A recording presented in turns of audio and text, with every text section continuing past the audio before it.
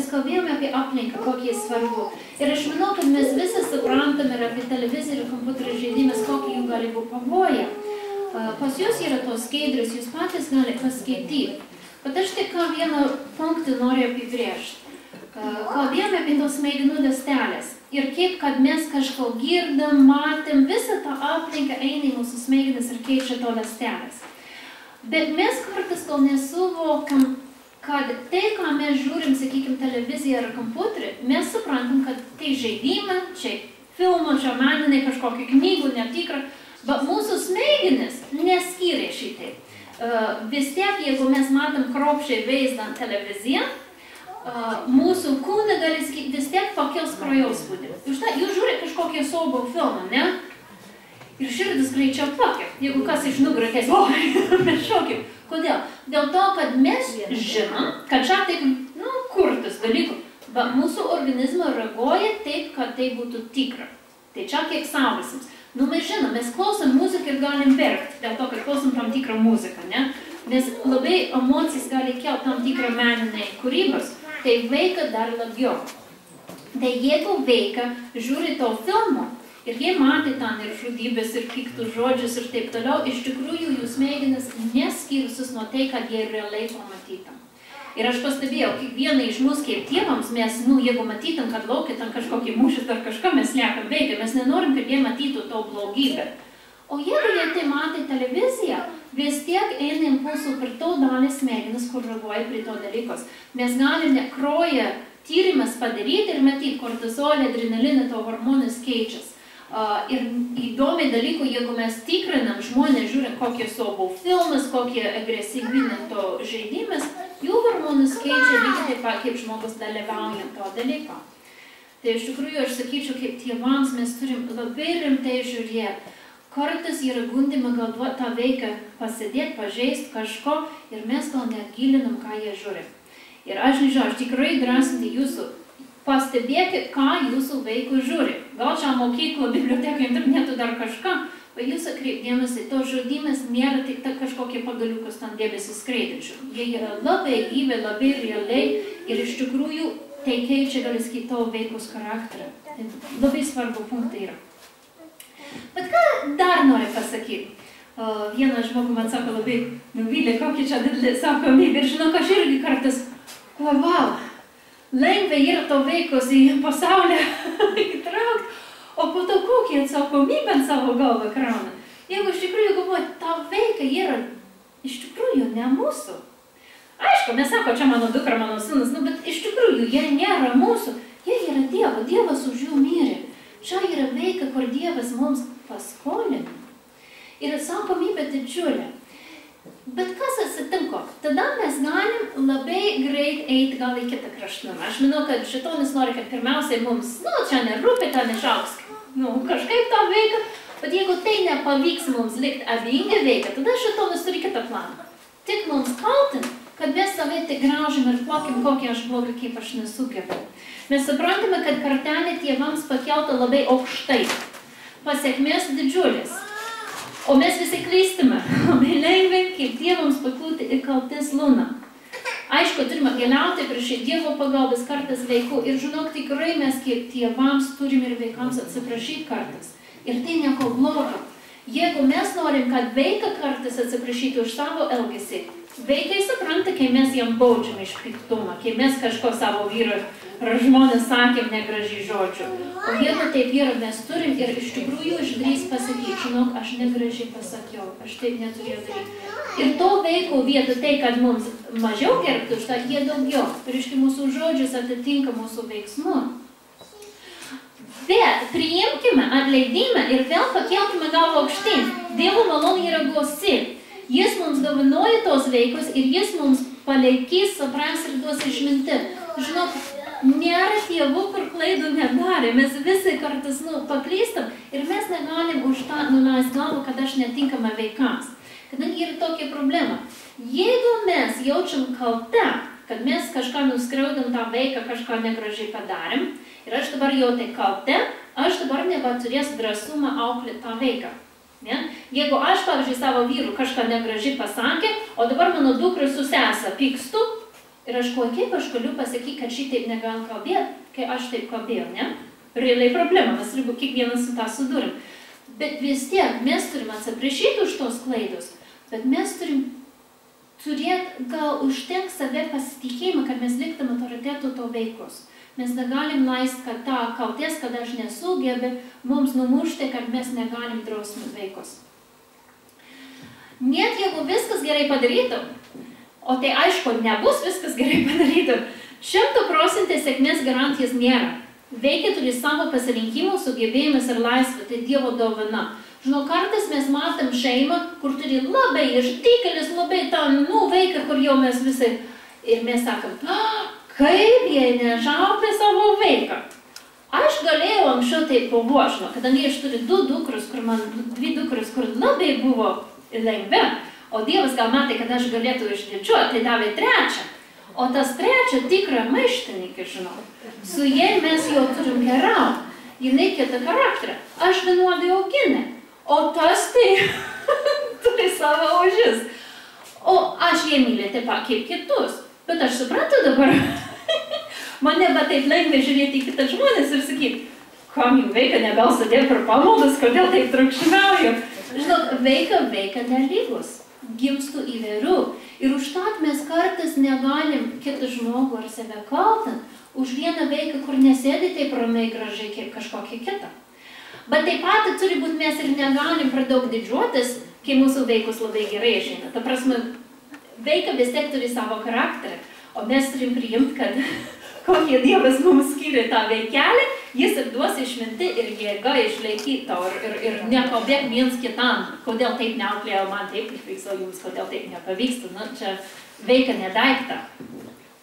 Jie turi laisvę pasirinkti. Ir žinok, aš kartais galvoju, kaip yra su to tėvams, kur atrodo viskas deda ir to vaiką nepasirinkė teisingai kelią. Nu, išeina iš bažnyčią, nepamylė Dievą dar kažką. Žinok, ilgą laiko aš apie tą mąsčiau, kaip čia gali būti. O po to pradėjau galvoti apie patį Dievą. Jis kūrė Evą ir Adomą, ne? Dėjo jam tobulį aplinką. O tobulesnė tėvas, aišku, negali būti. Klaidą nepadarė, viskas gražiai. O žiūrėk, kas atsitiko. Tai ar mes galim sakyti, kad Dievas blogai išauklėjo savo vaikus? Ne, mes galim sakyti, kad jei Dievas dovanoja jam laisvą pasirinkimą. Ir nežiūrėt angelius, kiek ten tos milijonų angelių, aš nežinau, bet mes žinom, kad 3 iš jų nepasirinkė teisingai, o ten aplinka tikrai tobulė buvo. Tai ateina, gali sakyti, iš vieno pusė mums didžiausia atsakomybė. Kaip mes nulenksim tą vaiką, kokį mes jam duos to spaudimą ant smegenų. O iš kito pusė ateina tam tikrą amžių, kai mes turim paleisti tą vaiką ir sakyti, gerai, aš padarau tą, ką aš galiu padaryti. To vaiko ne mano, o Dievo priklauso ir jis už save turi turėti atsakomybę. Ir skaito, to pusiausvėra svarbu. Čia yra 7 dalykus pagal, bet mano, kiek esu tyrinėjus ir skaitus ir tikrai tai nemažai metų skiri tam reikalą, patys svarbiausia dalykus norint auginti vaikus. Pirmąjį mes jau kalbėjome, mūsų pavyzdžiai. Ne žodžių pavyzdys.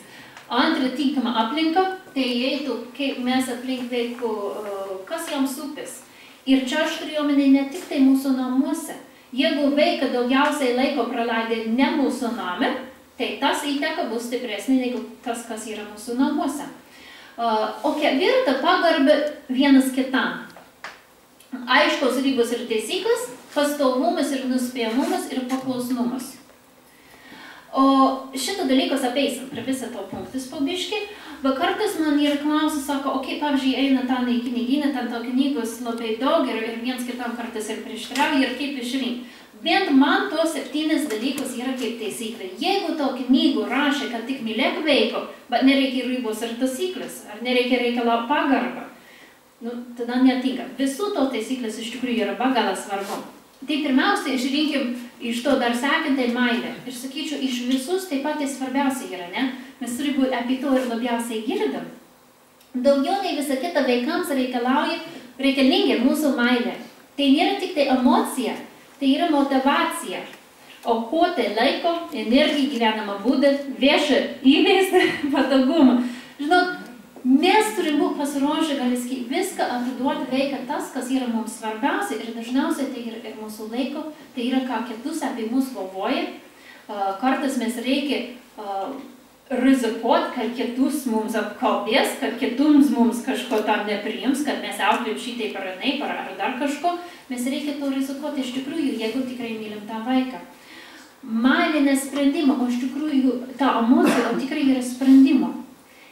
Ir žinau, aš kartais galvoju apie tą. Mano tai idealių šeimą, ne? Kaip svajoja, kokie turės vaikų, visada mylėsiu, apkabinsiu, pabučiuosim, visada bus. Žinau, kai jūs 2 valandą naktį supės veikia ir jis tam klykia į ausis, kartais iš tikrųjų nebajaučia to meilę, kažkur išgaroja. Kartais iš tikrųjų, kai nori atsisės skaityti knygą ir reikia tą daryti ir šitą triukšmiauja ir šitą pešę su sesė ir kartais iš tikrųjų galvoja, kad, man gal nebūtina turėti. Tai kartais to meilė, kaip tokia šilta švelna emocija išgaroja. Tik su vaikams, tik ta kartais tarp vyras ir žmona, ne? Kartais tikrai labai mylim viens kitą. O kartais atrodo, aš galėčiau ir gal mažiau drabužių plauti ir meisti ruošti. O tada ką? Mes turim prisiminti, kad tai yra ne emocija, tai yra sprendimai. Mes nusprendam mylėti tam žmogų, tam vaiką. Visai noriu sutikti. Meilė be emocijos jinai negali būti. Emocija yra būtina meilė. Jinai galbūt tuo momentu mes jos nejaučiam, kai jau yra per daug krūvio, per daug visko, bet jinai yra viduje. Jinai niekur nedingsta. Jo, sutinku, manau taip pat ir kalbam, nes net kad ta emocija niekada nebūna, kad jis dingstų. Bet ir kartais, kai jis kažkur taip giliai viduj, kad aš jų nebajaučiu, ne? Bet 100% negali būti talinant emocijų viskas. Jo, ta prasme, yra čia vėl pusiausvėrė. Emocija turi būti. Mes tikrai apkabinam tą vaiką ir mes jaučiam, kad mes, ir gyvybę atiduotum per akimirkį už tą vaiką. Bet to jausmo mes nieko nesugebėtume padaryti. Teisingai. Ir už tą Dievas davė mums sugebėjimą tos emocijas jausti. Ba emocija nieko nebūtų. Bet tik tai su emocija irgi nieko nebūtų. Ir tas svarbu. Bet ką aš noriu sakyti? To akimirkis, kai to emocija neveikia, kai mes daugiau jaučiam piktumą negu meilę, tada mes prisiminam, kad šią meilę yra iš tikrųjų daugiau nei emocija. Ir mes tą suprantam iš Biblijos. Ten kalba apie kas yra meilė. Kantriai, ilgai kenčitų visą tą sąrašą, ne? Tai yra ir veiksmų įtraukti. Meilė yra ne fiziologinis poreikis. Be meilės vaikai normaliai negali augti, ne? Pavyzdžiui, iš vaikų namas yra ištirtas įvairių vaikus, kur negavo meilę, jų smegenis kitaip auga. Čia aš pasiėmiau vieną ten smegenis buvo šviestas. Čia 3 metų vaiką, ant kairė pusė mes matom vaiką, kur nebuvo išsmurta šeima, kažkokie ten baisų dalykus nebuvo, bet buvo apleista. Negavo dėmesį. Aš ištraukiu kažko. Negavo dėmesį tą vaiką. Ir nuo to dėmesio negavimą, jų smegenų struktūra iš vis sumažėja. Ir žinok, šito dalyko negrįžtančių. Čia visam gyvenimui yra pasikeitę smegenis. Yra pasikeitę smegenis vien tam, kad to vaiką negavo meilę. Ir aš žinau daug pavyzdžių apie vaikus, kur kažkas jie labai sunkiai gyvena, sergi, tą meilę neturėjo. O gal čia aš padariau? Ne, čia. Ne. O, dabar girdis. Gal aš kažką palėtau. O, gerai. O, kažkas pasiėmė tą veiką ir rodė meilę ir tą veiką atsigauna. Ne? Tai meilė yra be galo svarbu dalyko. Tėvo meilė yra didžiausias lemtas faktorius vaiko auklėjimo. Jokio dovanų žaislų, gražių namų, mokyklų, išklasinė veikla, tikrai nieko, net mūsų dvasiškingumą nestovaus mūsų laiko. Kadangi laiko ir meilė eina rankon veiką. Jeigu mes neskirim dėmesį tą veiką, tai yra ir nemailė skirstama. Vaikus kitaip nematoja tą dalyko. Tai tiesiogiai, kiek mes rodė jam dėmesį, kiek rodė jam laiko, tai jam yra ir meilė parodoma.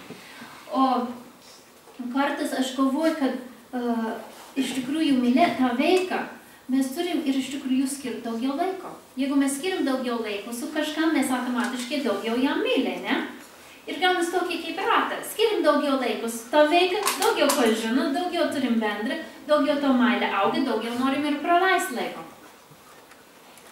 Turime išmokti džiaugtis kartu su savo vaikais, skirti laiką pabūti jų pasaulyje, pamatyti pasaulį jų akimis, mėginti suprasti, kaip jos veikia aplinką, analizuoti, kas jos motyvuoja vienokiam kitokiam elgesi.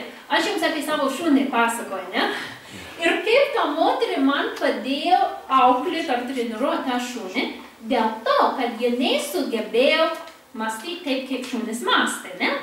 Pavyzdžiui, aš prisimenu tą šunį, kai, neklausė mane, aš pradžiai jam barė, jis nekreipė dėmesį.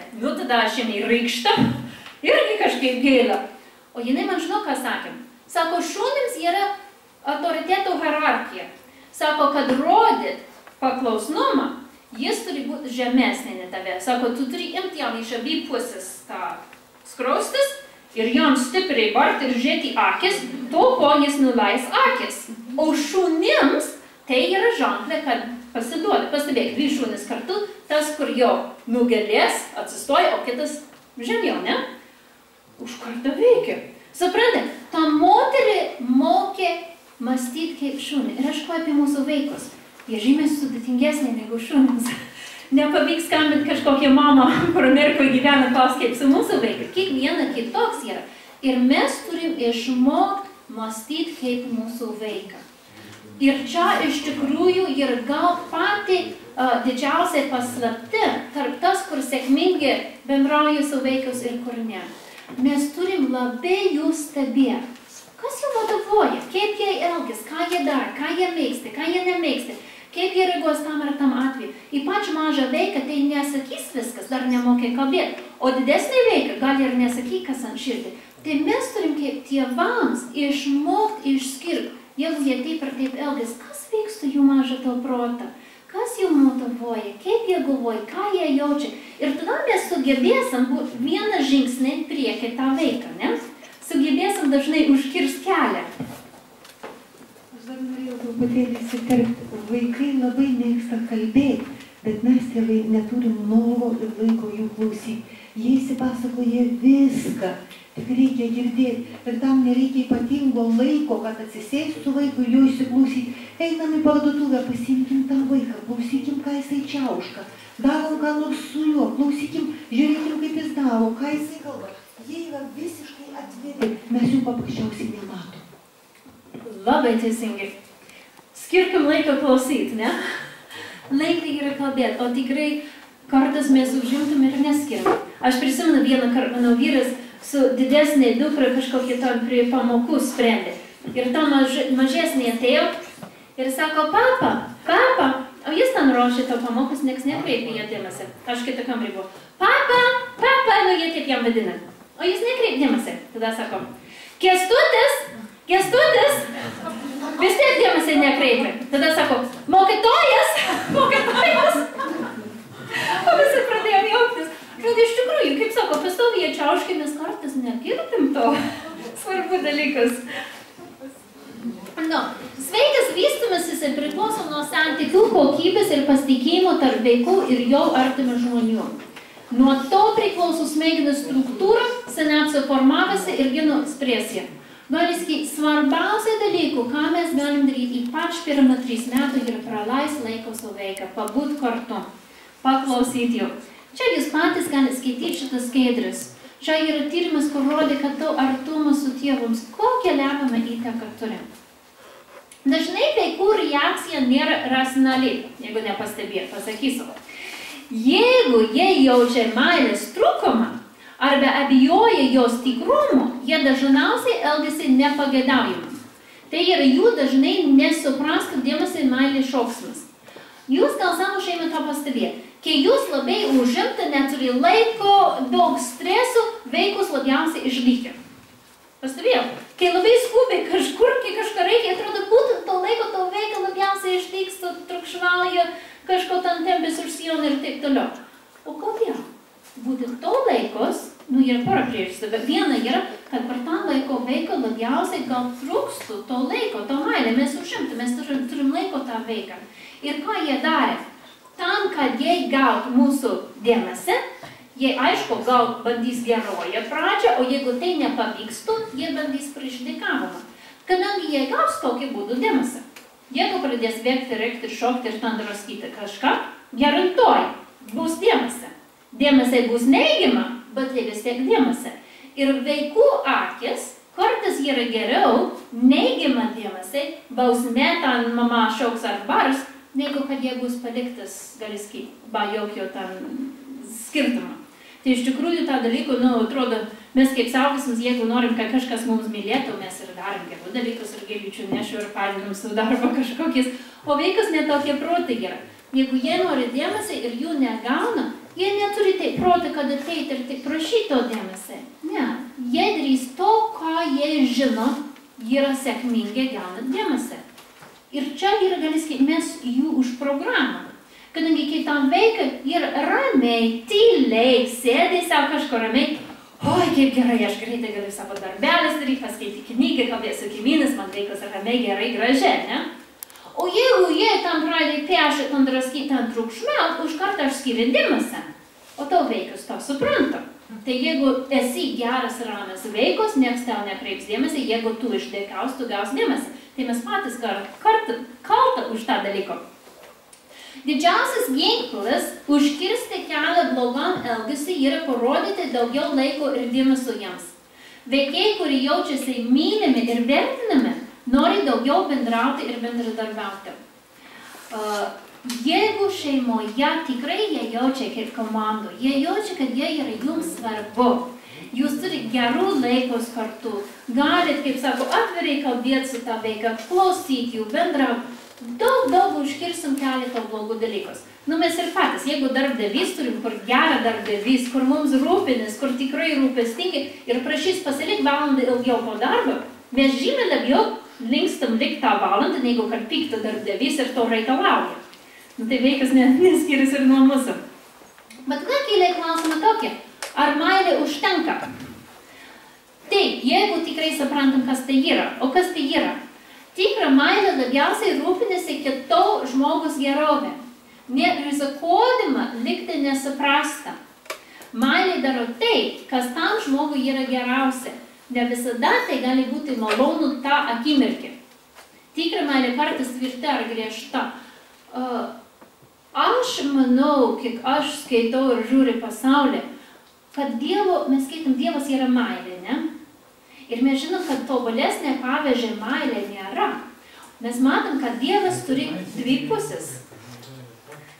Dievas turi iš vieną pusę to didžiausią meilę, kur pasiruošė gyvybę atiduoti. Turi ir kitą pusę, kur baudžia žmonės mirtinai, atidarė žemę ir nukritė į daubės, ten žaibės iš dangų sutrenkė. Ta prasme, čia yra ir už ko širdį drobė. Ir sako, Dievas yra meilė. O šėtonas nori, kad mes to meilę nesuprastų. Ir ką jis dažniausiai darė? Vietą meilę jis parodė, gali sakyti, tam tikrą darymą viską, ką tą žmogų nori, kaip meilė pakeitalė. Ir mes kaip krikščionims turi iš tikrųjų nebūti apgautas. Tikra meilė nėra tai, kad visada tos žmogų darė to, ko jie prašė. Kartais mes sakome, dėl to, kad tave tik myliu, aš tave neleisiu tam tikrą dalykus daryti. Ir iš tikrųjų ne visada tai yra malonu. Jeigu mes tikrai mylim savo vaikus, mes jiems nenuolaidžiaujame. Mes suprantame, kad meilė be principų nėra tikra meilė. Tikra meilė ne visada sulaukia atsakomosios meilės. Tai ne ją svarbiausia. Aš prisimenu mano pusseserį, ne taip seniai su manim kalbėjo, jinai turi berniukę, nežinau, kiek jis gal 6-7, kiek ten to metų. Ir jinai jam baudžia už kažką, nežinau, kas tam buvo, ar ne kaip jai baudžia, o ta vaikai jai sako, aš tave nebamyliu ir niekad nebamylėsiu. O jinai sako, aš nebegaliu jam baust. Jis man nebamylės, jeigu aš šitaip darau. Ir jinai jau nusprendė, kad, jinai baust tą vaiką nebegali, kadangi jinai rizikuot, kad jis jai nebamylės. Ir aš koju, papilauk. Tada, kokie yra mums svarbiau, kad tą vaiką mums mylės, ar kad tą vaiką išaugs, gali sakyti, duringi, principingi, Dievo mylintai vaiką. Mes kartais žiūrim, kad tą vaiką mums mylėtų, o ne tam tikslai yra mūsų auginimą. Ir kartais tada turim įvertinti, kodėl mes norim, kad tą vaiką mums mylėtų. Aišku, Dievas įdėjo į kiekvieną žmogų nori būti mylėtas, nori būti priimtas. Bet ar mes turim vaikams tam, kad pildytų tą mūsų reikmę ar nišą? Ir žinau, kartais taip ir gal būna. Mes turim vaiką ir tą vaiką mums myli. Ir mes gaunam savivertę iš tą vaiką. Jeigu tą vaiką mums myli, mes esam svarbu, mes esam reikalingi, mes jaučiam, kad tikrai nuo mūsų daug ką priklauso ir mums labai gera. O kai tą vaiką sakys, man tavęs nereikia ir aš tave nemyliu. Bet iš tikrųjų, iš vaiką gauti savivertę negalima. Kad turėti vaiką tam, kad tavo vaiką mums mylėtų, irgi rizikinga. Ir aš tikiu asmeniškai, kad to atvejus, jeigu mes bijom drausminti ar konfliktuoti, ar sakyti ne savo vaikams, dėl to, kad mes bijom jie nepamylės su mums, mes aukojam vėlesnio laiko prarasti jų meilę. Kadangi iš tikrųjų mes mylim tas, kur mes laikim kaip autoritetų, kur mes gerbim. Ir kiek mes patys, dabar, kai žiūrim į mūsų vaikystę, mes dėkingi savo tėvams už drausminimą. Už tai, kad mums visko nedavė, ką mes kaip vaikus norėjom. Tai aš žinau, vieną dieną mūsų vaikus irgi gal taip ir samprotaus. Ir dabar noriu trumpą. Iš tikrųjų, vaikai sakydami, kad aš tavęs nemyliu, jie ne tai turi omeny, jie paprasčiausiai nori manipuliuoti mumis ir gauti tai, ko jiems reikia. Jie iš tikrųjų myli ir mylės, bet tik tai paprasčiausiai nebegalės mumis manipuliuoti. Jo, manau teisingai, gudriai yra to vaikučių, tikrai protas turi neblogas. O jie žinai, jeigu sakys, mama, aš tave nepamylėsiu, tai gal daug kam nori, ne? Aš manau, irgi vaikams, mes suprantam, kad meilė, kaip ir kalbėjom, yra giliau negu tik emocija, o vaikus dar nesuvokia tą. Ta prasme, to laiko jie ant mus pyksta. Mažą vaiką gali ir bandyti mums mušti. Buvo ir tokias atvejis, bet jie to darė iš to minutės emocijas. Jie nesugebė gal giliau žiūrėti. O dabar noriu skirti biškį laiko teorinį, filosofinį tokį klausimą. Humanistinė auklėjimo modelis grindžiamas prielaida, kad žmogus prigimtis yra iš esmė gera. Tėvai ir visuomenė turi suteikti vaikui tinkamas sąlygas, kuriuose vaikai sugebėtų atskleisti savo natūralius sugebėjimus ir vidinį gerumą. Blogų žmogų padaro visuomenė, o ne jis pats. Čia yra Europos Sąjungų, Amerikoje pati populiariausiai mokyme pagrindis vaikų auklėjimo. Už tą, kiek apibrėžime, duoti to vaikų laisvę, daug to kūrybingi aplinką ir nedrausmę per daug, rodyk meilę ir atskleis, gali sakyti, to meilę patys. Bet įdomi yra, kur tai veda. Pirmiausia, mes galime matyti, kad iš Biblijos, ir aš čia porą eilučių rašiau, kas teologis gali ir papildyti, bet tikrai mes matom, iš Biblijoje yra mokyme tokie, kad mes gimstam su polinkiu į nuodėmę. Ne tai, kad Dievas mums skaitė kaltę už ne mūsų nuodėmę, bet kad mes nuo pat gimimo lengviau einam žemyn negu aukštyn. Jeigu mes žiūrim grinai pasaulį, jeigu vaiką eina blogin vien dėl aplinką, nejaugi nebūtų viena visuomenė, kur sugebėtų tą aplinką taip redaguoti, kad tą vaiką natūraliai būtų geru. Bet taip nėra. Eikit, kur nori, visur yra policininkai, ir valdžia, ir bausmės, ir kalėjimas, ir taip toliau. Dėl to, kad žmogus natūraliai linkstų į blogą. Ir mes kaip krikščionims gal tą suprantam, už tą mums reikalingi išgelbėtojas. O jeigu jūs skaitit to filosofijas, kad vaiką tik parodyti meilę ir jis bus mylinčių, jie yra tikrai klaidingi. Jie padarys to humanistinį, gali sakyti, modelį. Ir iš tikrųjų turi nuo jų saugoti, kadangi gražiai skamba, tik mylėtų vaiką ir jis rinks tas, kas gera. Žinau, duokit to vaiką laisvą ir šetonas įkišs į tą. Ta prasme, jis turi pakankamai savo gundimą, savo būdą, nutrauk vaiką ne į tą pusę. Aš norėčiau biškį pasiginčyti, kad vaikas natūraliai linkęs į blogį. Aš kiek stebėjau mažus vaikus, jie paprasčiausiai neskiria gėrio nuo blogio. Mažas vaikas, jisai gali gyvūną sudraskyti į gabaliukus, jis jį gali žudyti, pjaustyti. Ir kai jam paaiškini, kai tam gyvūnėliui skauda, kai jam išdybi, kad jam skauda, jis tada tik pradeda